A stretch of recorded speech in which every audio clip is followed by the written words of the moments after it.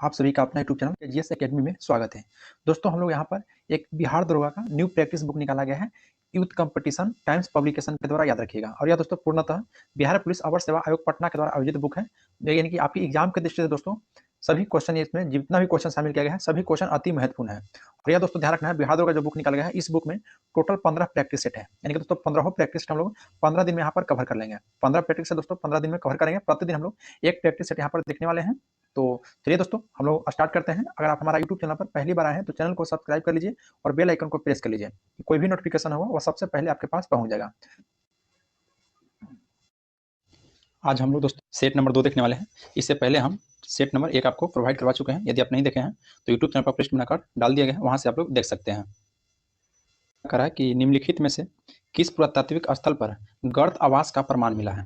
तो देखिए, गर्त आवास का जो प्रमाण मिला है वह ब्रूज होम से। कहाँ से? तो ब्रूज होम से, याद रखिएगा। और ब्रूज होम से एक और बात याद रखना है कि मालिक के मर जाने पर उसके शव जो पालतू कुत्ता के साथ ही दफनाया जाता था, पालतू कुत्ता के साथ दफनाया जाता था, याद रखिएगा। यहाँ पे ऑप्शन नंबर आपका डी हो जाएगा। ब्रूज होम से 2 चीज याद रखना है। चलिए नेक्स्ट क्वेश्चन पाते हैं। Question number 2। क्वेश्चन 2 कह रहा है कि रनकपुर में स्थित प्रसिद्ध मंदिर एक मंदिर है। तो देखिए, रनकपुर में दोस्तों जो प्रसिद्ध मंदिर है वह जैन धर्म से संबंधित है। और यह रनकपुर कहाँ में है? तो रनकपुर आपको राजस्थान में है, याद रखिएगा। कहाँ में? तो राजस्थान में। और जो रनकपुर के मुख्य मंदिर का निर्माण पोखाल जाति के धर्मानुरागी धनशाह और रत्नशाह के द्वारा करवाया गया था। चलिए नेक्स्ट क्वेश्चन पाते हैं। क्वेश्चन नंबर आपका 3। चंद्रगुप्त मौर्य में पैदा हुए थे। तो चंद्रगुप्त मौर्य जो थे दोस्तों वह 340 ईसा पूर्व में, याद रखना, 340 ईसा पूर्व में पैदा हुए थे। तो इस हिसाब से ऑप्शन नंबर ये आपका राइट हो जाएगा। और यह दोस्तों बिहार में जन्म हुए थे, याद रखना। कहाँ में? तो बिहार में, जो कि मौर्य वंश के संस्थापक के रूप में इनको जाना जाता है। और इनका शासनकाल दोस्तों 322 से लेकर 298 ईसा पूर्व था, याद रखना है। 322 ईसा पूर्व से 298 ईसा पूर्व था। और देखिए, ये अपने जीवन के अंतिम दिनों में चंद्रगुप्त जो स्वामी भद्रबाहु से जैन धर्म की दीक्षा लेकर और सरवन बेलगोला चले गए थे, और वहीं पे दोस्तों चंद्रगिरी पहाड़ पर रहने लगे थे, याद रखिएगा। और सरवन बेलगोला में ही ये अपना प्राण त्याग दिए थे। नेक्स्ट क्वेश्चन पाते हैं। क्वेश्चन नंबर यहाँ पे 4। और देखिए दोस्तों, जो इस बुक में टोटल क्वेश्चन जो है, क्वेश्चन हो चाहे ऑप्शन हो, सभी दोस्तों इंग्लिश पैटर्न पर भी है और इंग्लिश में है, दोनों साथ साथ दिया गया है। तो इंग्लिश वालों को भी यहाँ पर दिक्कत नहीं होगा, तो आप इंग्लिश में आप यहाँ पे देख सकते हैं। चलिए नेक्स्ट है कि निम्नलिखित में से कौन से पल्लव राजा ने चालुक्य राजा पुलकेशिन द्वितीय को पराजित करके और उनका वध करके वातापी कुंड का खिताब हासिल किया था। तो यह वातापी कुंड का दोस्तों जो नरसिंह वर्मन, जो कि महेंद्र वर्मन के उनका पुत्र थे नरसिंह वर्मन, तो नरसिंह वर्मन यहाँ पे आपका राइट हो जाएगा। वातापी कुंड का दोस्तों खिताब हासिल करने वाले ही थे नरसिंह वर्मन। नेक्स्ट क्वेश्चन पाते हैं। Question number 5। क्वेश्चन 5 कह रहा है कि निम्नलिखित दिल्ली के सुल्तानों में से किसने अपने जन्म को महान बताने के लिए स्वयं को प्राचीन गायक अफरासियाब का वंशज बताया था। तो यह दोस्तों बलबन के द्वारा बताया गया था। किसके द्वारा? तो बलबन के द्वारा, याद रखिएगा। जो कि गयासुद्दीन बलबन का शासनकाल की बात किया दोस्तों तो 1266 से था, 1266 से लेकर 1286 तक था, याद रखिएगा। और इनको दोस्तों इनका द्वारा कुछ बता दें कि जो सिजदा और पेवोस प्रथा शुरू किया गया था, सिजदा और पेवोस प्रथा बलबन के द्वारा, याद रखिएगा। और बलबन ने दोस्तों स्वयं को फिरदौसी का शाहनामा में अपना वर्णित अफरासियाब वंश को बताया था, याद रखिएगा। क्वेश्चन नंबर 6 है कि प्रसिद्ध यात्री दुरातो बारबोसा कहाँ के निवासी थे। तो देखिए, दुआर्ते जो बारबोसा थे यह पुर्तगाल के निवासी थे, पुर्तगाल के। इस टाइप से क्वेश्चन दोस्तों अक्सर एग्जाम में पूछा जाता है, तो याद रखना है जो प्रसिद्ध यात्री दुराते बारबोसा था वह पुर्तगाल के निवासी थे। और यह पुर्तगाली अधिकारी के रूप में दोस्तों 1500 से लेकर 1516 तक भारत में रहे थे। और यह कृष्ण देव राय के समय में ही विजयनगर की यात्रा पर भी आए थे, याद रखिएगा, कृष्ण देव राय के समय। नेक्स्ट पाते हैं कि निम्नलिखित में कौन सा केंद्र शासित प्रदेश 1954 तक पुर्तगाल का उपनिवेश था। तब पुर्तगाल का उपनिवेश दोस्तों पुडुचेरी था, पुडुचेरी, जिसके तहत दोस्तों 3 आपका जिला आता है, यनम, माहे और कराईकल। यनम, माहे, कराईकल, वह तीनों दोस्तों 1954 तक पुर्तगाल का उपनिवेश रहा था और 1954 में ही आपका भारत के पास आ गया था। चलिए नेक्स्ट पाते हैं। का 8 बोल रहा है कि महालवारी व्यवस्था किसने तैयार किया था। तो देखिए, महालवारी व्यवस्था पूछेगा जो कि 1819 ईस्वी में हॉल्ट मैकेंजी के द्वारा, याद रखना है 1819 में दोस्तों हॉल्ट मैकेंजी के द्वारा तैयार किया गया था। तो इस हिसाब से ऑप्शन नंबर आपका ए राइट हो जाएगा। नेक्स्ट क्वेश्चन पाते हैं। क्वेश्चन नंबर यहाँ पे आपका 9 बोला कि उस समय ब्रिटिश भारत का तत्कालीन गवर्नर जनरल कौन था जब सती प्रथा को अवैध और दंडनीय घोषित किया गया था। तो सती प्रथा का दोस्तों जब अवैध और दंडनीय घोषित किया गया था तो उस समय दोस्तों लॉर्ड विलियम बेंटिंग थे। कौन थे गवर्नर जनरल? तो लॉर्ड विलियम बेंटिंग थे, याद रखिएगा। और यह सती जो बंगाल में दोस्तों सती रेगुलेशन पास किया गया था 1829 में, उसी समय लॉर्ड विलियम बेंटिंग थे, याद रखिएगा। नेक्स्ट क्वेश्चन पाते हैं। क्वेश्चन नंबर 10 बोला कि 1918 ईस्वी में किस शहर में महात्मा गांधी ने सफलतापूर्वक मिल मजदूरों की हड़ताल का नेतृत्व किए थे। तो देखिए दोस्तों, जो मिल मजदूरों को हड़ताल का नेतृत्व किया गया था महात्मा गांधी जी के द्वारा, यह अहमदाबाद में। कहाँ में? तो अहमदाबाद में दोस्तों, जो कि गुजरात में पड़ता है, याद रखिएगा, अहमदाबाद में। और यहाँ पर दोस्तों 35% बोनस की मांग किया जा रहा था, 35% बोनस के लेकर हुआ था, लेकिन दोस्तों 25% बोनस आपको मिला था, 25% मिला था, याद रखिएगा। नेक्स्ट है कि निम्न में कौन सा शहर भारत के मुख्य भूभाग के सुदूर दक्षिणी सिरे पर सबसे दूर है? तो यहाँ पे सबसे दूर कौन हो जाएगा दोस्तों? देखिए यहाँ बंगलुरु जो हो जाएगा, तो बंगलुरु कहाँ है? तो कर्नाटक में हो जाएगा। फिर दोस्तों कोडई कनाल है, कोडई कनाल जो कि तमिलनाडु में है। और फिर दोस्तों नांदेड़ की बात किया तो नांदेड़ महाराष्ट्र में हो जाएगा। तो इस हिसाब से यहाँ पे दोस्तों ऑप्शन नंबर आपका क्या का सुदूर दक्षिणी सिरे से सबसे दूर, अच्छा दक्षिणी सिरे से सबसे दूर दोस्तों यहाँ पे महाराष्ट्र हो जाएगा, यानी कि नांदेड़। नांदेड़ कहाँ में है? तो महाराष्ट्र में, याद रखिएगा। तो इस हिसाब से ऑप्शन नंबर सी आपका राइट हो जाएगा। नेक्स्ट है दोस्तों क्वेश्चन नंबर 12, बोला कि महाराष्ट्र की सबसे ऊंची चोटी, सॉरी महाराष्ट्र की सबसे ऊंची पर्वत चोटी निम्नलिखित में से कौन सी है? तो महाराष्ट्र की सबसे ऊंची पर्वत चोटी पूछेगा तो कलसुबाई, याद रखिएगा, कलसुबाई शिखर है, जो कि ऑप्शन नंबर बी में आपका दिया गया है। कलसुबाई की ऊंचाई की बात किया दोस्तों तो 1646 है, 1646 मीटर है, याद रखिएगा, जो कि पश्चिमी घाट की सबसे ऊंची चोटी है।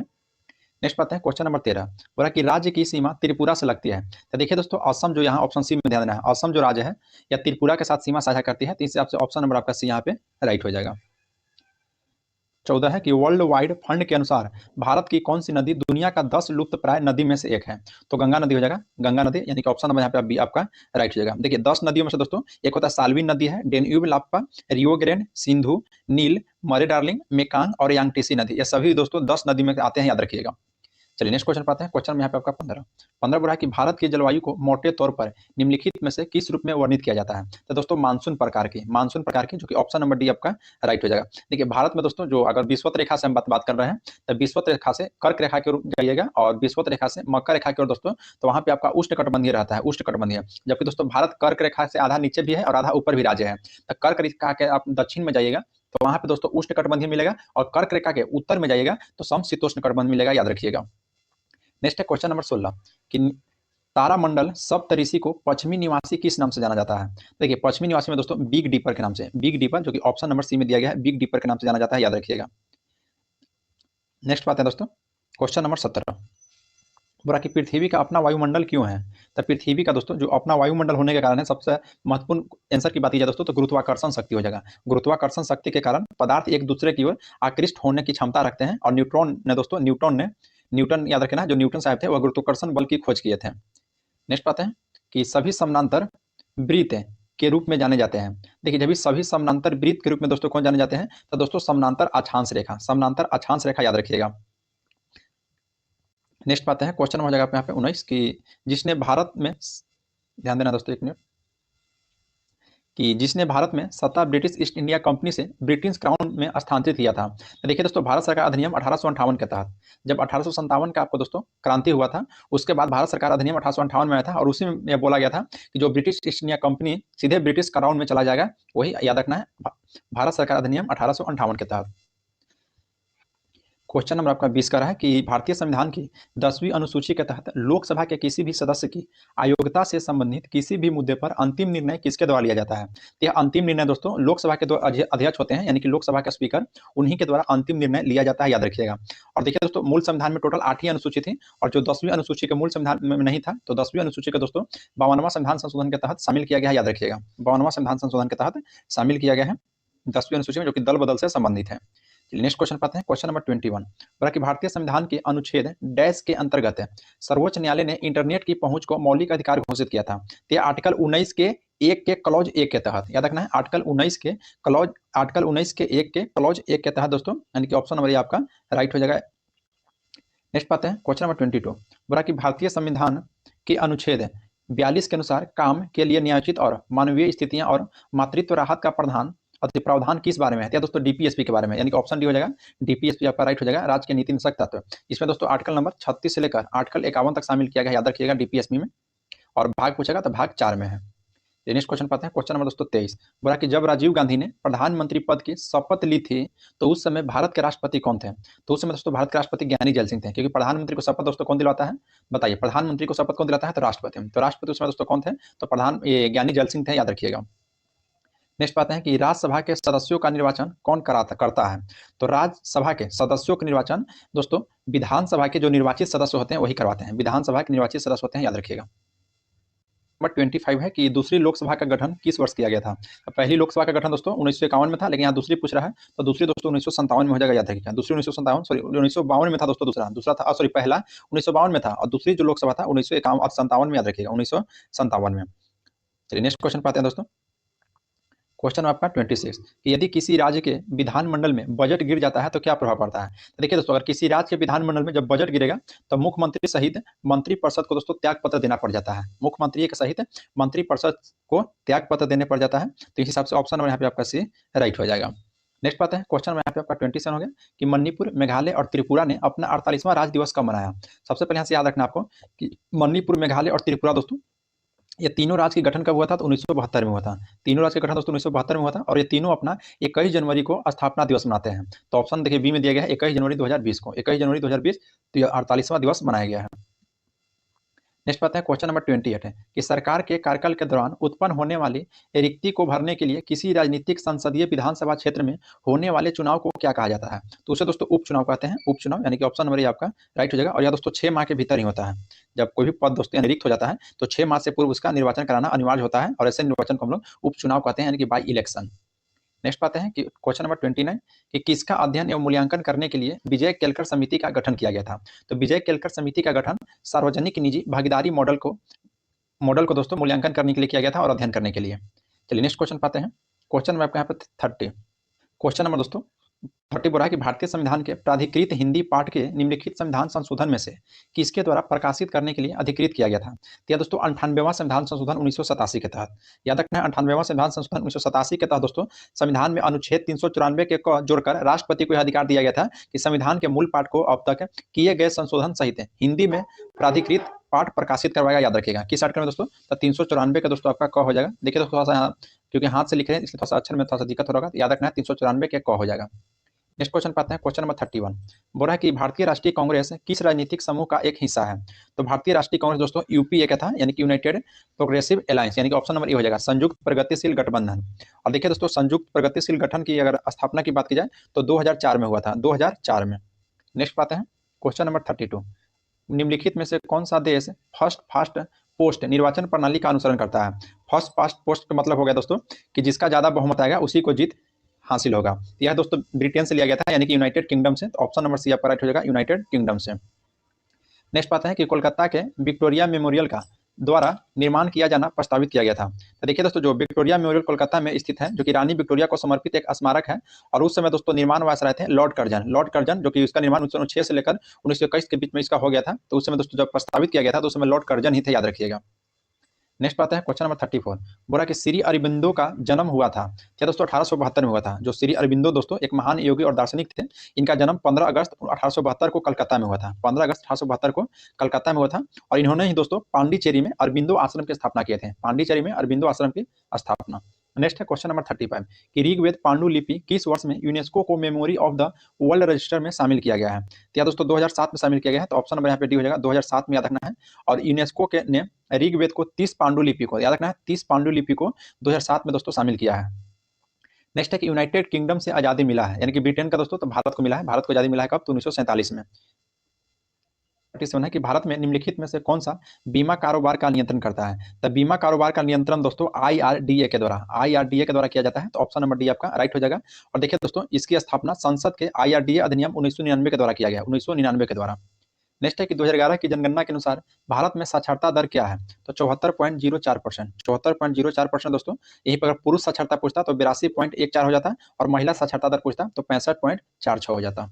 नेक्स्ट बात है क्वेश्चन नंबर 39 है दोस्तों कि अर्थव्यवस्था में आय के अलावा लोगों के द्वारा तलाश की जाने वाली चीज क्या है। तो देखिए बराबर उपचार है, आजादी है और सुरक्षा, यानी कि सभी हो जाएगा। तो ऑप्शन नंबर डी हो जाएगा, 1 2 3, यानी कि तीनों कथन आपका यहाँ पे सही हो जाएगा। क्वेश्चन नंबर दोस्तों 40, बोला कि शिक्षा के महत्व के बारे में जागरूकता फैलाने के लिए निम्नलिखित में से बहुस्तरीय वैश्विक अभियान कौन सा था। यानी कि लड़कियों के बारे में बोल रहा है, तो गर्ल राइजिंग था, गर्ल राइजिंग हो जाएगा। नेक्स्ट है क्वेश्चन नंबर 41 है। क्वेश्चन 41 करा है कि योजना आयोग की स्थापना कब किया गया था। तो योजना आयोग की स्थापना वर्ष 1950 में किया गया था, और इसी की जगह पर नीति आयोग की स्थापना किया गया है, जो कि नीति आयोग की स्थापना दोस्तों 2015 में किया गया है, याद रखिएगा 2015 में। और जिसके अध्यक्ष की बात की जाए तो अध्यक्ष आपके प्रधानमंत्री होते हैं। नेक्स्ट है कि भारत के मौद्रिक नीति कौन लागू करता है।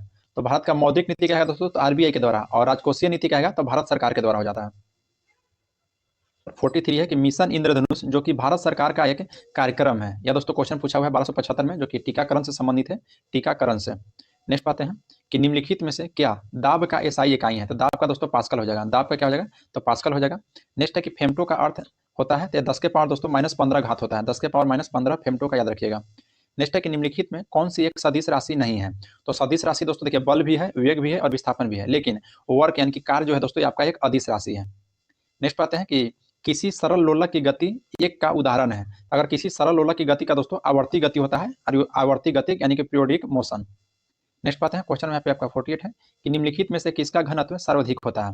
तो ऑप्शन के अनुकूल चला जाए दोस्तों, ऐसे ठोस का सर्वाधिक घनत्व होता है, इसमें ऑप्शन के अनुकूल दोस्तों एथिलीन हो जाएगा, यानी कि ऑप्शन नंबर सी एथिलीन आपका राइट हो जाएगा। नेक्स्ट है कि समतल दर्पण के द्वारा बनने वाला प्रतिबिंब सदैव दोस्तों सीधा होता है, यानी कि ऑप्शन देखिए बी में दिया गया है कि समतल दर्पण के द्वारा जो भी प्रतिबिंब बनता है वह सदैव सीधा होता है। नेक्स्ट है कि निम्नलिखित में क्या एक अधातु है।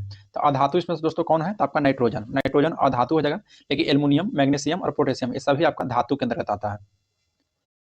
At Kalyan Jewelers, get up to 50% off on making charges.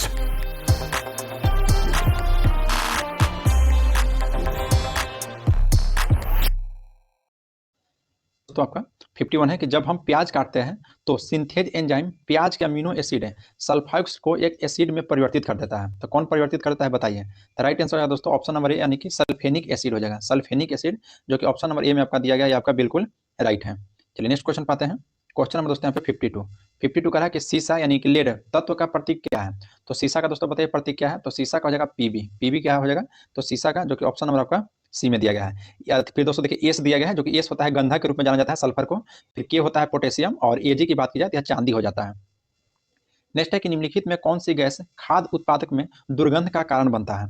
तो खाद्य उत्पादक में दोस्तों जो दुर्गंध का कारण बनता है वह ऑक्सीजन। ऑक्सीजन गैस दोस्तों याद रखिएगा, यानी कि ऑप्शन नंबर ए आपका राइट हो जाएगा, ऑक्सीजन गैस। नेक्स्ट बात है क्वेश्चन नंबर 54 है कि हीरा एक अपरूप है। तो हीरा दोस्तों किसका अपरूप है, तो कार्बन का। हीरा जो है कार्बन का अपरूप है, याद रखिएगा। नेक्स्ट बात है क्वेश्चन नंबर 55 कि निम्नलिखित में कौन सी धातु सबसे अधिक मुलायम धातु है।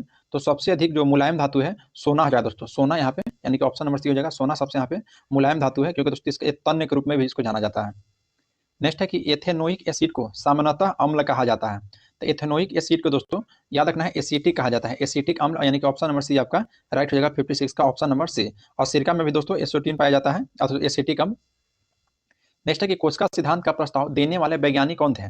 देखिए कोस्का सिद्धांत दोस्तों यानी कि जो सेल थ्योरी दिया गया था वह सलाइडन एंड स्वान के द्वारा। सलाइडन एंड स्वान के द्वारा, जो कि ऑप्शन नंबर ए में दिया गया है, यह आपका बिल्कुल राइट हो जाएगा। नेक्स्ट बात है कि निम्नलिखित में से किसका उपनाम डैडी लॉन्ग लेग्स है। तो डैडी लॉन्ग लेग्स या किसका नाम है, तो दोस्तों याद रखिएगा सेलर मकरी का। सेलर मकरी यानी कि ऑप्शन नंबर सी आपका राइट हो जाएगा। और यह 1850 ईस्वी में दोस्तों कार्ल लुडविच कोच के द्वारा वर्णित एर्नोमोर्फ स्पाइडर का एक परिवार इसको माना जाता है। 59 है कि ऊंची पर्वत चोटिया पर थकान क्यों महसूस होता है। देखिए ऊंची पर्वत चोटिया पर दोस्तों थकान महसूस इसलिए होता है कि जो शरीर के बाहर होता है वह निम्न दाब होता है, इसलिए शरीर के बाहर निम्न दाब के कारण। नेक्स्ट है कि पीने के जल में फ्लोराइड की अधिकता मात्रा का कारण क्या है। तो पीने के जल में फ्लोराइड की अधिकता का मात्रा है यहाँ पे 60 का, यानी कि ऑप्शन सी हो जाएगा कि दांतों का चित्तीदार बनना। दांतों का चित्तीदार बनना हो जाएगा। नेक्स्ट बात है कि रामचरितमानस एक महाकाव्य है जिसे किस भाषा में लिखा गया है। तो रामचरितमानस दोस्तों आपका अवधी भाषा में लिखा गया है, जो कि ऑप्शन नंबर सी में हो जाएगा, रामचरितमानस अवधी भाषा में। और यह दोस्तों तुलसीदास के द्वारा इसको रचित किया गया है, तुलसीदास के द्वारा। नेक्स्ट बात है क्वेश्चन नंबर 62 है कि कर्नाटक की कौन सी प्रसिद्ध कला नृत्य, संगीत, संवाद, वेशभूषा और श्रृंगार को सम्मिलित कर एक अद्भुत अनुभव प्रस्तुत किया जाता है। तो कर्नाटक से दोस्तों यहाँ पे आपका यक्षगान हो जाएगा, यानी कि ऑप्शन नंबर दोस्तों ए हो जाएगा 62 का ऑप्शन नंबर ए यक्षगान। फिर दोस्तों यहाँ पर कथकली जो है आपका केरल का है, याद रखिएगा। कथकली कहाँ का, केरल है। देखिए गरबा, डांडिया, भावई यह लोक नृत्य आपका गुजरात का हो जाएगा। फिर जम्मू कश्मीर का दोस्तों याद रखना है रौफ और दमाली। कर्नाटक में याद रखना है यक्षगान, करगा और लांबे। पंजाब का दोस्तों भांगड़ा हो जाएगा और गीदा हो जाएगा, भांगड़ा और गीदा। नेक्स्ट है कि भारतीय संगीत दिग्गजों में सितार वादक कौन है। यहाँ पे दोस्तों सितार वादक कौन हो जाएंगे, तो पंडित रविशंकर। पंडित रविशंकर दोस्तों आपका एक सितार वादक है, जो कि 63 का ऑप्शन नंबर बी आपका राइट हो जाएगा। अल्लाह रखा दोस्तों, जो कि अल्लाह रखा की बात की जाए तो इनका भी जो पुत्र थे जाकिर हुसैन का हाल ही में निधन हुआ है, जो कि तबला वादक से संबंधित है। नेक्स्ट क्वेश्चन पाते हैं क्वेश्चन नंबर 64। बोला कि निम्नलिखित में से कौन रसमंजरी नामक संस्कृत ग्रंथ के रचनाकार थे। तो रसमंजरी जो थे या भानुदत्त की है, किसकी है, तो भानुदत्त की है रसमंजरी, याद रखना है। फिर कमंडक की बात की जाए दोस्तों तो इनकी पुस्तक है कामंद की नीतिसार। फिर भारवी की बात की जाए तो भारवी का दोस्तों क्रीता जुर्नियम है, याद रखना है क्रीता जुर्नियम। शूद्रक का दोस्तों मृछ कटकम हो जाएगा। क्वेश्चन नंबर 65 है कि प्रतिवर्ष विश्व हृदय दिवस कब मनाया जाता है। तो विश्व हृदय दिवस दोस्तों 29 सितंबर को, 29 सितंबर को विश्व हृदय दिवस मनाया जाता है। और 19 अगस्त को याद रखना है विश्व मानवतावादी दिवस। 29 अगस्त को दोस्तों राष्ट्रीय खेल दिवस। और 21 सितंबर को विश्व शांति दिवस। और 27 सितंबर को विश्व पर्यटन दिवस। नेक्स्ट है कि निम्नलिखित भारतीयों में से किसने नोबेल पुरस्कार नहीं जीता है। देखिए नोबेल पुरस्कार दोस्तों जो सत्यजीत रे हैं, जो कि या दोस्तों फिल्म से संबंधित है, फिल्म निर्देशक के रूप में, तो इनको आपको नोबेल पुरस्कार नहीं मिला है, याद रखिएगा। नेक्स्ट पाते हैं कि एटलस फॉर गर्ल एजुकेशन के विकास के लिए किस संस्थान ने सहयोग किया था।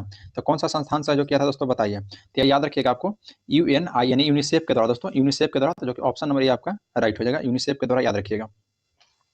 नेक्स्ट क्वेश्चन है, क्वेश्चन नंबर आपका 68 है कि DRDO का पूरा नाम क्या है। तो DRDO का पूरा नाम है दोस्तों कि defence research and development organisation. इसकी स्थापना दोस्तों 1958 में हुआ था, 1958 को। नेक्स्ट क्वेश्चन पाते हैं, क्वेश्चन नंबर 69, बोला कि तारा भौतिकी संस्थान का मुख्यालय कहाँ स्थित है। तो तारा भौतिकी संस्थान का मुख्यालय दोस्तों बेंगलुरु में, बेंगलुरु में, जो कि ऑप्शन नंबर डी में दिया गया दोस्तों, बेंगलुरु में स्थित है, याद रखिएगा। फिर दोस्तों भारतीय खगोल भौतिकी संस्थान भी पूछेगा तो बेंगलुरु हो जाएगा, और भारतीय वन प्रबंधन संस्थान पूछेगा तो भोपाल, और आर्यभट्ट अनुसंधान वेधशाला पूछेगा तो नैनीताल हो जाएगा। चलिए नेक्स्ट पाते हैं, क्वेश्चन यहाँ पे 70 हो जाएगा कि तानसेन समारोह कहाँ आयोजित किया जाता है। तो तानसेन समारोह दोस्तों ग्वालियर में किया जाता है, ग्वालियर में, जो कि ऑप्शन नंबर ये आपका राइट हो जाएगा। और इसका आयोजन दोस्तों अकबर के दरबार में रहने वाले महान संगीतकार तानसेन को श्रद्धांजलि देने के उद्देश्य से किया जाता है। नेक्स्ट है कि नाइटिंगेल ऑफ इंडिया के रूप में किसे जाना जाता है। तो नाइटिंगेल ऑफ इंडिया के रूप में दोस्तों सरोजिनी नायडू को जाना जाता है, सरोजिनी नायडू को। इससे नाइटिंगेल ऑफ इंडिया या भारत कोकिला के नाम से दोस्तों प्रसिद्ध है, याद रखिएगा।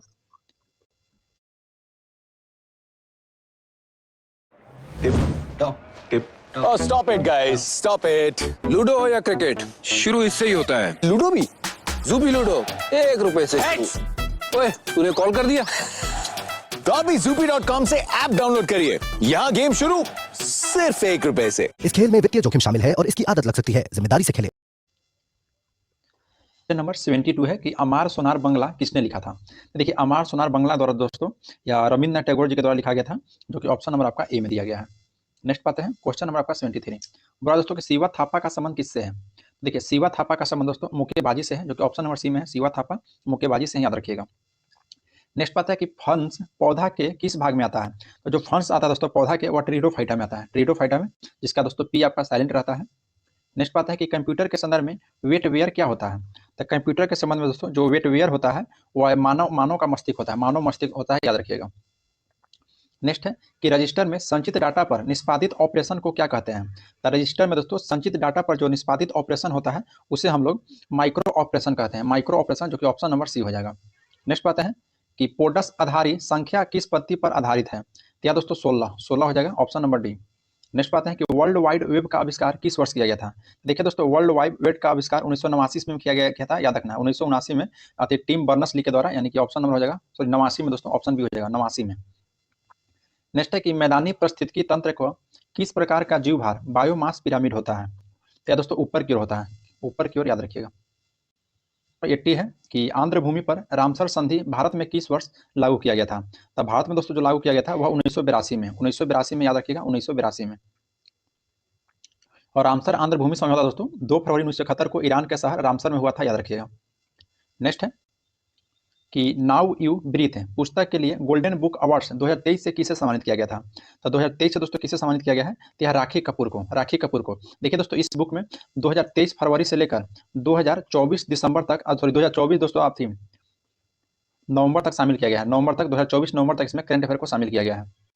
नेक्स्ट पाते हैं कि फरवरी 2023 में किस बैंक ने EBG यानी कि इलेक्ट्रॉनिक बैंक गारंटी योजना जारी करने की सुविधा शुरू किया था। तो दोस्तों इंडियन ओवरसीज बैंक के द्वारा, इंडियन ओवरसीज बैंक के द्वारा, याद रखिएगा। नेक्स्ट बात है क्वेश्चन नंबर 83 है कि सरकार ने अनधिकृत कोयला खनन गतिविधि को सूचना देने के लिए कौन सा मोबाइल ऐप लॉन्च किया है। तो यह मोबाइल ऐप जो लॉन्च किया गया दोस्तों खनन प्रहरी, खनन प्रहरी, याद रखिएगा, खनन प्रहरी। नेक्स्ट बात है क्वेश्चन नंबर 84 है कि फरवरी 2023 में भारतीय अंतरिक्ष अनुसंधान संगठन ने गगनयान मिशन को आगे बढ़ाने के लिए किसके साथ साझेदारी किया है। तो दोस्तों किसके साथ साझेदारी किया गया है, तो याद रखिएगा इसरो के साथ, सॉरी इसरो ने किया दोस्तों, तो किसके साथ किया है, तो आपको भारतीय नौसेना के साथ, भारतीय नौसेना के साथ। नेक्स्ट बात है कि 12वां विश्व हिंदी सम्मेलन का आयोजन कहाँ किया गया था। तो 12वां विश्व हिंदी सम्मेलन का आयोजन जो कि फिजी में किया गया है, फिजी में, फिजी के एक नदी जिला का नाम है वहीं पे।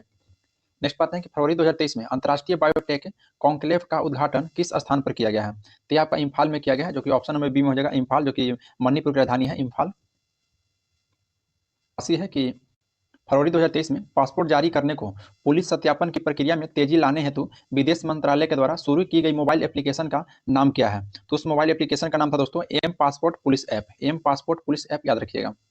नेक्स्ट बात है कि फरवरी 2023 में मोसी 2 सैन्य अभ्यास किन देशों के बीच आयोजित हुआ है। तो यार दोस्तों किन देशों के बीच हुआ था, तो याद रखिएगा आपको चीन और रूस के बीच में हुआ है, चीन और रूस के बीच में।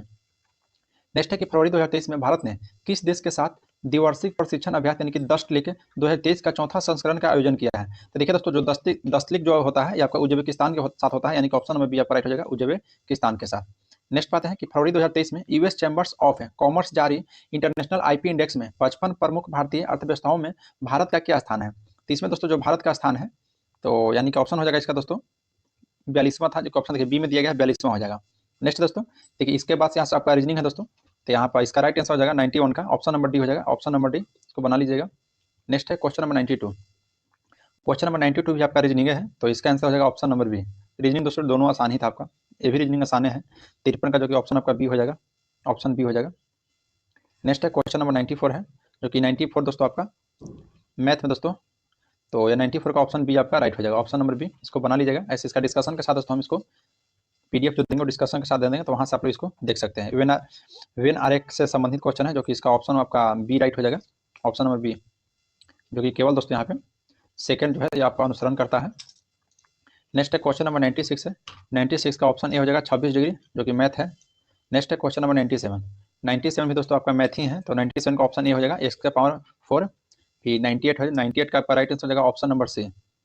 नेक्स्ट बात है क्वेश्चन नंबर 99, क्वेश्चन 99 है, इसका ऑप्शन बी हो जाएगा 32.33/14%। और इसका हम दोस्तों सोल्यूशन के साथ इसका पीडीएफ दे देंगे, जो कि मैं तो वहाँ पे आपका सोल्यूशन रहेगा। और पीडीएफ लेने के लिए